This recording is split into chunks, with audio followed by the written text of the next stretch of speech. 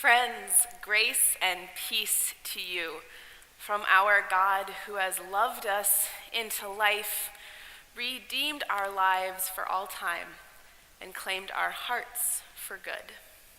Amen. As Pastor Gary said earlier, my name is Rachel, and I'm a seminarian, and I have to confess I feel a little bit strange talking about myself first, especially in light of the reading from Corinthians this morning. But, so you all know why I'm standing up here, why I'm here. I am a seminarian at Pacific Lutheran Theological Seminary. I'm a third-year student, which means that next year I'll be going on a year-long internship where I'll serve a congregation as a junior pastor of sorts. So please pray for me. I don't know where that's going to be, and I'm terrified, and excited, also very excited. So please pray for me. I think I grew up in Alaska. Please talk to me about that later. I love it. I love talking about it. Yeah, it's great. I think that's all you need to know about me right now. If you need to know more, come talk to me. I'd love to get to know you.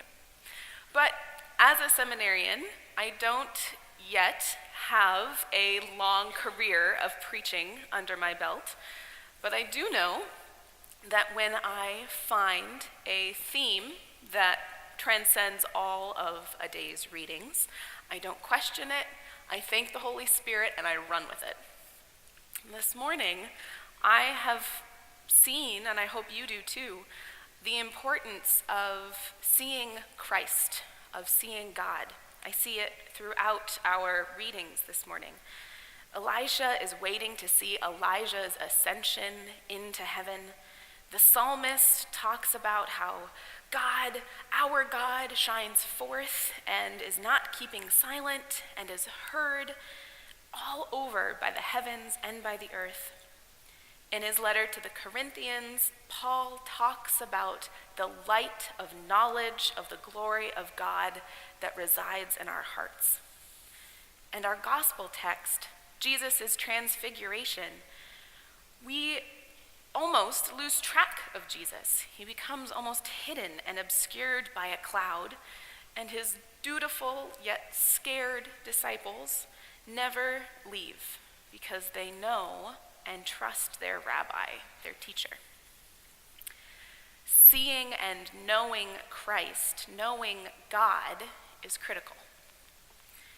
Now, as Christians, I'm sure you're thinking that's relatively obvious. But when was the last time you really thought about where or how you see Christ in our world?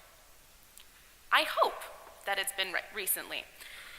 But if you're like me and sometimes get wrapped up in the logistics of the day, that we miss the holiness in the ordinary, if that sounds like something you do, I would like to invite you into a meditation of sorts, a thought exercise, and reflect with me on where you see Christ active in our world.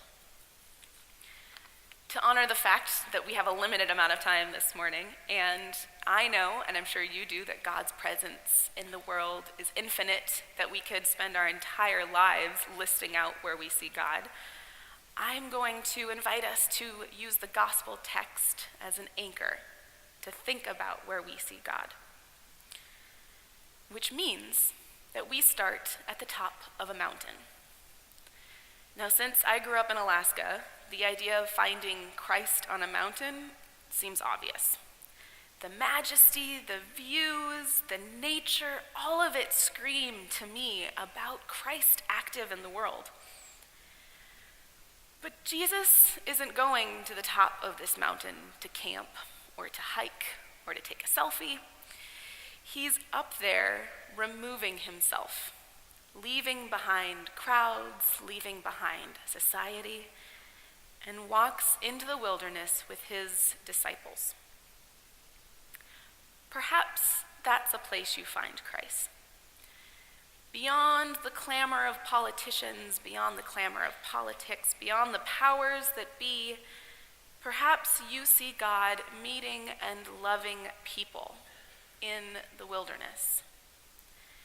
Maybe you see Christ in those lost in their own wilderness, who are waiting for someone to love them. Maybe you see Christ in someone who loved you or continues to love you when you were lost in your own wilderness. I sincerely hope that's the case.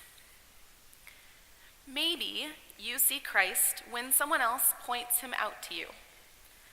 I'm assuming you're like me and have not yet, maybe, been blessed with a voice of God coming from the heavens, very obviously pointing out who Christ is. Instead, most of us anyways, have to rely on others seeing and naming Christ for us. We may not have God's voice descending from a cloud, but we have people we trust who name Christ at work in the world. There are spiritual mentors, theologians, anyone in your life that you trust that will name Christ. Comics, Instagrammers, artists, poets, musicians, loved ones, people you've never met, who see things differently, enough so that they can point out Christ in a way that maybe you haven't seen him before. Sometimes we don't know where or how to look for Christ, and sometimes we need help. If the disciples needed reminding, and they do throughout the Gospels, then we are in pretty good company. Maybe you find Christ in mystery, the mystery he creates when he swears the disciples to secrecy. Maybe you find Christ in the great unknown, in the expansive wild of all the things that are beyond our understanding. Maybe you find Christ in the never-ending wonder that we feel towards God. Maybe you find Christ in your wanderings, whether those are physical or mental or emotional, theological, spiritual. Maybe you are able to feel Christ, recognize Christ, even through the cloud that obscures his face. I sincerely hope so. Now here's the fun part. Christ exists in all these things. Christ exists in and among all of time and space, infused in all of our reality, woven into the fabric of everything we feel and touch, experience, or learn. It just so happens that as Christians, we have the immense pleasure to have as our calling the practice of seeing and naming Christ whenever we encounter him.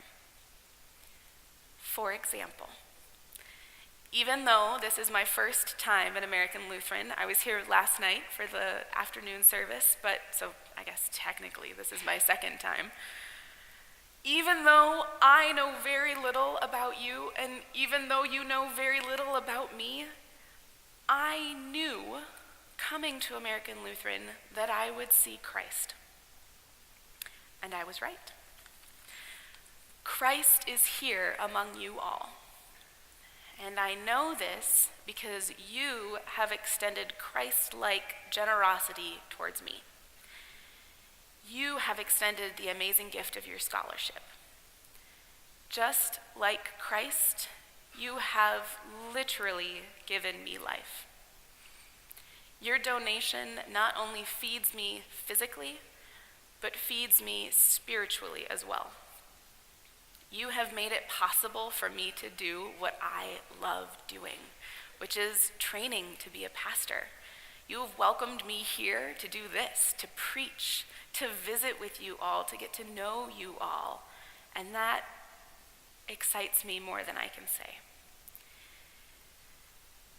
You have given me life, which is such a gift. And a thank you only begins to cover the gratitude that I have for you all. You have been like Christ to me and to students before me, and I pray for students that come after me. I pray that you feel empowered and encouraged to continue this amazing gift for other seminarians like me who love doing this. But more than that, I hope that you go out this week curious and hungry and seeking to find Christ in the world. And when you do find him, as I know you will, I pray you name his presence for someone else. Maybe you start seeing him in unexpected places. Name him. Maybe you see him in all the places you've always seen him and it's so comfortable. Name him. Maybe you see him in a place that makes you really uncomfortable. Name him. Because wherever this search takes you, I pray that you will feel Christ always, and I know that you will, for no matter what, no matter how far into the wilderness you travel, no matter how high of a mountain you climb, no matter how far into a canyon you fall, Christ is there with you always, always.